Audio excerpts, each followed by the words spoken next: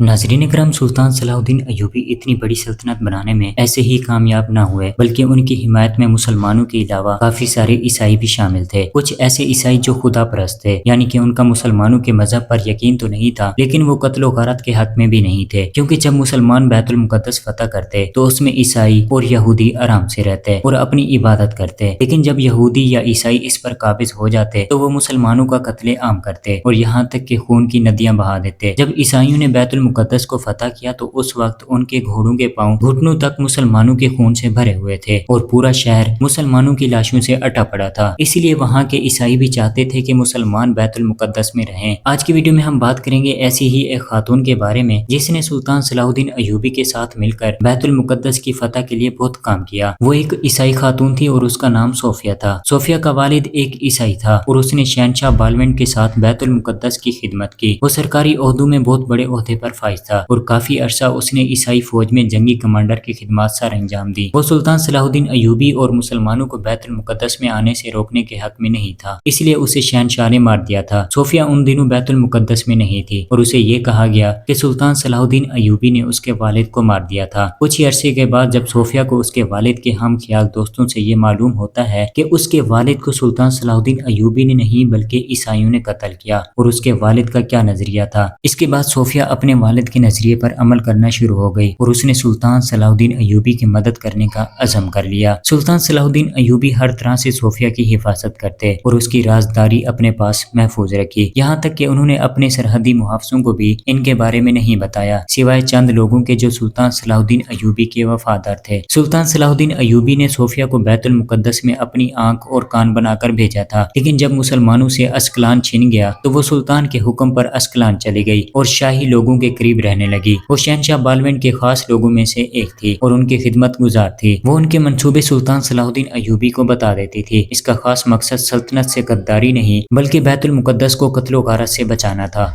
वो बैतुल मुकद्दस से बहुत ज्यादा मोहब्बत करती थी और उस अजीम सरजमीन को बेजा कत्लो गारत से बचाना चाहती थी। एक मर्तबा ईसाइयों ने एक बहुत बड़ी जंग की हिकमत अमली तैयार कर रखी थी और उन्होंने इस चीज का मुकम्मल ख्याल रखा कि इस हिकमत अमली के बारे में सुल्तान सलाहुद्दीन अय्यूबी को बिल्कुल भी पता ना चले। इसलिए उन्होंने यरूशलेम के दरवाजे मुकम्मल तौर पर बंद कर दिए ताकि कोई भी शहर से बाहर न जा सके और न ही कोई बाहर से अंदर आ सके। सोफिया ने इस काम को बाखूबी सर अंजाम दिया, जिसके बदले में सुल्तान सलाहुद्दीन अय्यूबी ने उन्हें बहुत ज्यादा इनामात से नवाजा। इस नवाजिश पर सुल्तान सलाहुद्दीन अय्यूबी के बाकी कमानदार बहुत ज्यादा मायूस हुए और उन्होंने सुल्तान सलाहुद्दीन अय्यूबी से इसकी वजह पूछी कि हम लोग आपके साथ जंगों में बहुत ज्यादा खून बहाते हैं, हमने अपनी जान तक आपके लिए वक्फ कर दी, फिर भी आपने हमें कभी भी इतना नहीं नवाजा जितना कि इस एक जासूस को। सुल्तान सलाहुद्दीन अय्यूबी ने इसके जवाब में कहा कि मेरी जान और आप सबकी जानें इन लोगों की मकरूज होती हैं। अगर ये जासूस चाहें तो हमारी जानें और हमारी सल्तनत का काफरों के साथ सौदा कर सकते हैं। इनकी एक एक खबर हमारी 100 हिकमत अमली से कहीं ज्यादा नफा बख्श होती है, इसलिए मैंने इसको इनामात से नवाजा। नाज़रीन करम, सोफिया काफी ज्यादा ज़हीन और तीर अंदाजी में माहिर थी, यहाँ तक कि उसे तलवार चलाने में भी काफी ज्यादा महारत थी। लेकिन एक जासूस होने की वजह से उसने इसका बहुत कम ही अमली मुजाहरा किया। वो शाही खानदान में बली पड़ी और यरूशलेम में अपनी तालीम मुकम्मल की। वो काफी ज्यादा मजहबी खातून थी। सोफिया की जिंदगी के बारे में बाज़ांतीनी तारीखों में ज्यादा कुछ जानने को नहीं मिलता, सिवाय इसके कि वो एक गद्दार बाप की गद्दार बेटी थी जिसने बैतुल मुकद्दस की सरजमीन का सुल्तान सलाहुद्दीन अय्यूबी के साथ सौदा किया था। कुछ तारीखदानों के मुताबिक सोफिया की गद्दारी पकड़े जाने के बाद वो सुल्तान सलाहुद्दीन अय्यूबी के साथ रही और इसका निकाह एक सरहदी कमांडर से कर दिया गया और कुछ के मुताबिक सोफिया की गद्दारी पकड़े जाने के बाद उसे कत्ल कर दिया गया। यहाँ तक कि कुछ तारीखदान इसे तारीख में एक फर्जी किरदार भी लिखते हैं, लेकिन हकीकत क्या है कोई नहीं जानता। नाज़रीन इकराम, हमारी वीडियोस के लिए तारीखी किताबों,